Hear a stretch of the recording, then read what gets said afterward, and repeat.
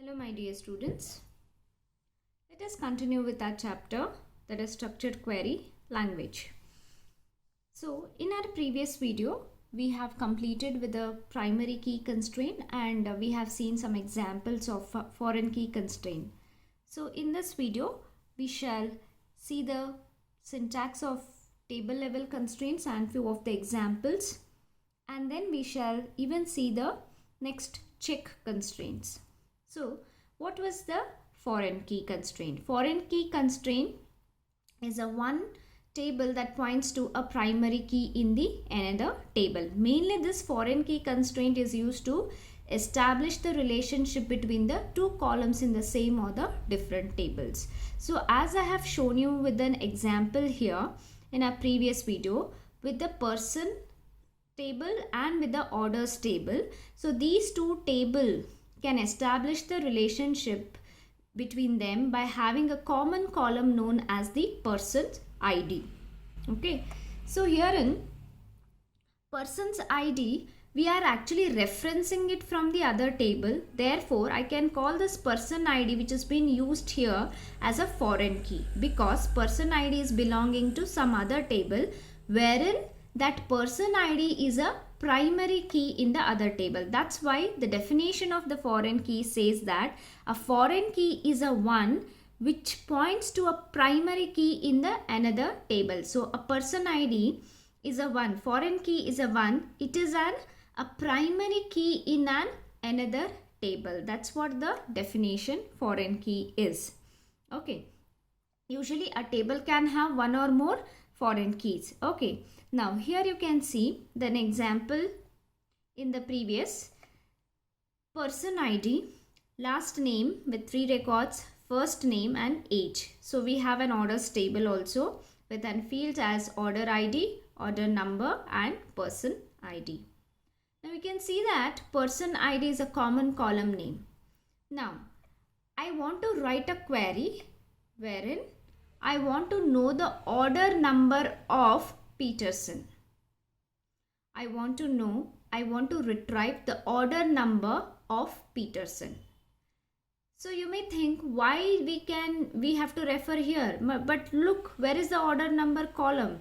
Now Peterson is a last name which is there in the persons table. But if you look into this table, I don't have an order number column. But if you look in this table, that is orders table, here I have an order numbers. But there is no name. Then how do you link? You are linking with the person ID. Now firstly, what does your SQL will does is, first it will select the record. Okay, it will select the order number. Okay, so first it will select what is your condition is the where the last name is to be thus Peterson. First it will select this particular name as Peterson. Then it will find how it is connecting these two tables by using a common column name. So it will find the next step is it is to find the person ID. What is the Peterson's person ID is 3. Then it will take this link as 3. Then it will come to the orders table. Control comes to the orders table and it will first try to select where all the person's ID as 3. Then it will able to mark with this order number. So here is also 3 as person ID and here also. So based upon this person ID, it will retrieve the order number. Here you can see it is 2 and it is 1. So based upon that, it will retrieve me this 2 orders numbers saying these are the orders numbers received by the Peterson. Isn't it? Because the person ID 3 has got 2 order numbers. That means he is having 2 orders. I hope you are able to understand.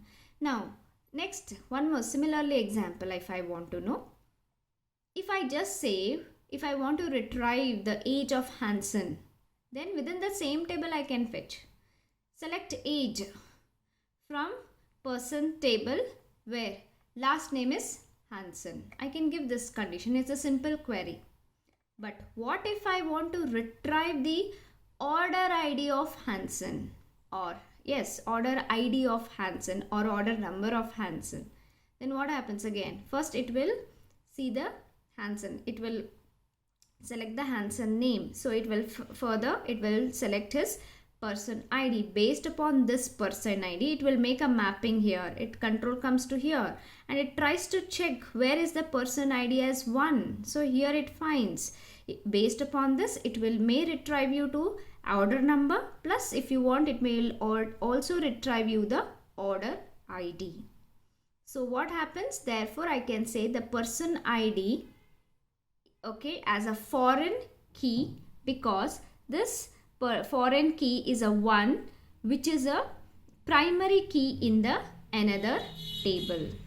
I hope you are able to understand. Same, to actually define these two tables, we need to study this syntax. So what is the syntax at the table level? So constraint name is again an optional. Specify the foreign key as constraint, then specify the column name, then references, plus you have to mention the referenced table, from which table you are taking the references, and specify the column name. Okay, so here in constraint name is an optional. Foreign key, specify column name, that is a person's ID. References, persons, that table name is persons, and then specify the column name as persons ID. With a different example, I can show you here one more. Okay, consider the following structure of the two tables.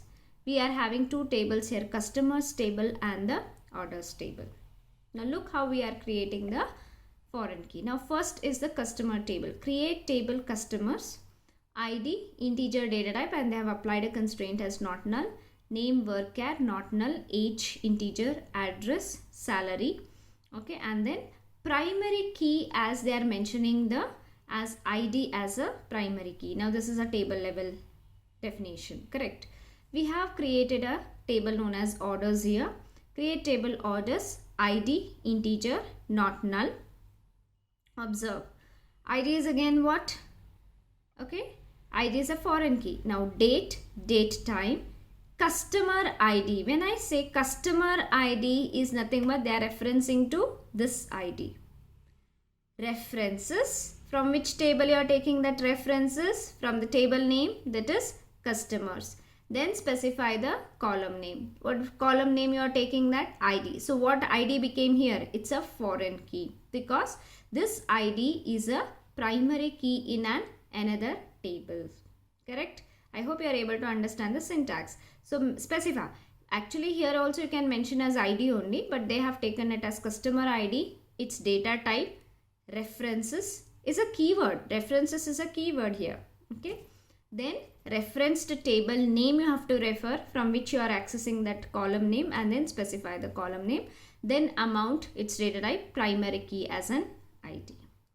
Okay, I hope you are able to understand. Then if at all at the time of creating you haven't specified as a foreign key constraint, by using the alter table command also you can specify. So alter table orders, alter table name as orders, then add, you are adding a constraint, right? So add foreign key. In our previous primary key, when we were discussing, it was to add the primary key and specify the column name. Here also add foreign key. How the column name it should specify in your for a table, that is like customer ID it should specify. The column name you can decide. Then references, from which table, that is table name customers, then ID. Which table name, which column name from the customers table, that is ID. So like this you can apply the foreign key constraints on the tables. Okay. So this primary key and foreign key are very, very important from your exam point of view. Okay. Moving on to the just diagrammatic explanation here. I have created a table known as student ID, student name, and the student address, wherein the student ID is a primary key. Herein I am creating a table known as the teacher class. Okay, therein student ID. Okay, student teacher class table it is. So this one is student teacher class table, wherein here is a student name. So when we are preparing the timetable, we do mention. Okay. So here in student ID, we have the teacher name, we have the room number, the whatever the teachers have been allotted with the room numbers, and then the class, which section they have to belong to. So look at the student teacher class table. There we are making use of the same table here. Correct? Table column name, that is the student ID. So a foreign key is a one which is pointing to a primary key column in another table. So now student ID, we are accessing it from some other table. Therefore, I can refer this as a foreign key. So when I create table name is what now? Student teacher class, not again table. It's a different. So name is what? Only student teacher class. Create table student teacher class. Within the brackets, what you are writing as student ID, whose data type I can give number of 3 or number of 4 you can give. Then what I can write there? Foreign key references. Then reference table name. What is my reference table name as? Student. Then what is the column name? That is what I have to reference from, which I have to take from. That is student ID in the bracket. Again, comma, teacher name, varchar 2 of 20 you can give, comma, room number, data type you can give as number of 3. Then comma, class, varchar 2 of 3 you can give, and then close it, terminate with the semicolon. Then the particular table, that a student teacher class, will be created with the foreign key as a student ID. So this was all about the foreign key constraint. Students, I hope you have understood. So please make a note of all these examples. Okay, they are very important from your exam point of view. And in your textbooks, there are different examples also you can refer from. Okay, then moving on to the next one, that is the last constraint, is the check constraint. Okay. Here also we have one more example, customers and city. So here two columns we have referenced here, city ID as well as the customer ID. As I said, a table can have more than one foreign keys. Okay, moving on to the next constraint, that is the check constraint. So here check constraint is very important. It's a constraint that defines actually the business rule on a column. That means check constraint is a one which has to satisfy any particular condition or the rule, whatever it is given. So whenever it is retrieving any data, whenever it is inserting any records in the table, so based upon certain condition only we need to specify. Say for an example, whenever I have created a table known as a student, okay, I have to make sure that student roll number should never be 0. And student roll number should never be left as null. Okay. So in that case, isn't it I have to check always that student roll number column shouldn't be left empty. It should contain some value into it. Now that has become a condition for me, isn't it? So I need not, whenever there are 1,000 together students, I cannot check every time. Instead of that, I will apply a constraint known as check. By using this check constraint, I will see to that check whether student ID is greater than 0. Like this, I will put one constraint. So in that case, I have to use the check constraint. It will see to that it has to satisfy the given condition. Then it can even be applied for the single column or the group of columns. The check constraints, like how we can apply the not null. Okay, how we are applying the foreign key for more than one columns. Same way we can apply the check constraints on more than one column. Now let us see the syntax of the check constraint.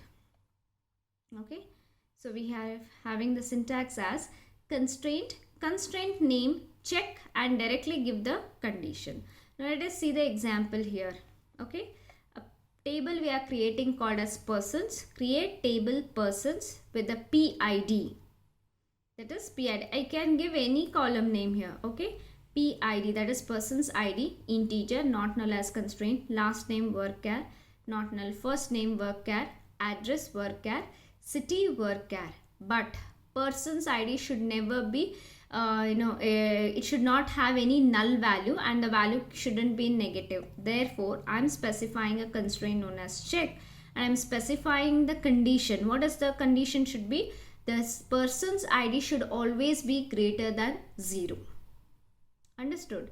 So greater than 0 means it should have certain value. Person's ID, it should be in the positive. It cannot have the negative values. So through this check condition, so when I execute this query, it will give us table created, it will give. Suppose by chance in PID, if I am trying to write as -1, automatically the SQL will give an error because we have applied a constraint known as check where the person ID should be greater than 0.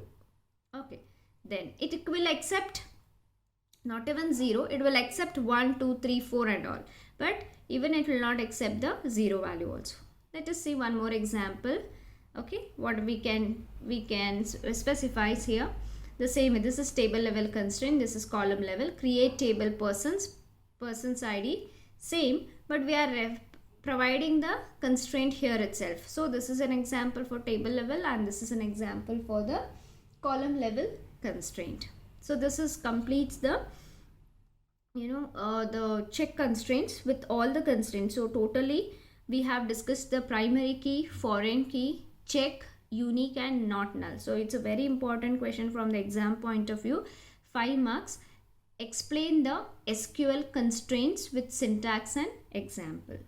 Okay. So today we are going to see the implementation of SQL commands, which is a very important topic. So as you have already know how to create the table, I think in some of the previous videos I have shown you how to create the table.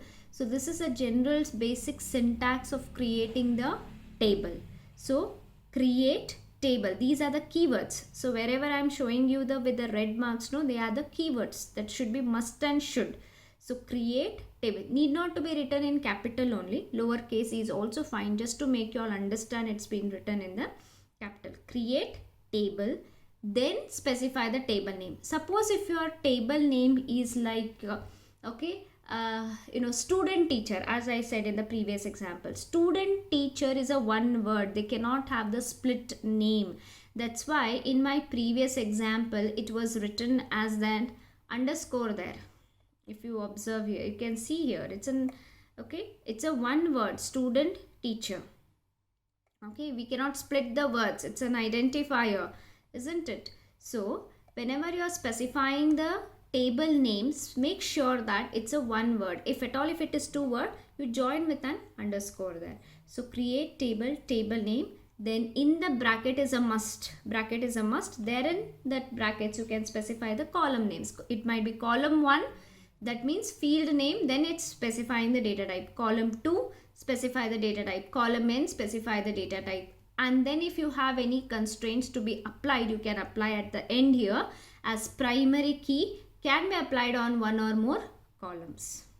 At the end also you can specify the constraints, or at the column level also. I think by this time you are getting to know how to create the table. Similarly here, create table.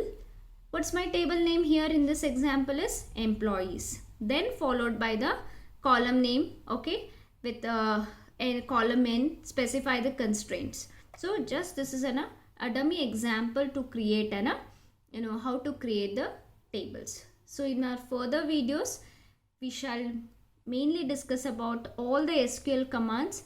Now next videos onwards, whatever the commands I'll be discussing, they are very important from your practical point of view also. So students, keep watching the videos and please do write the assignments on time and practice the commands. Thank you students. Take care of yourself.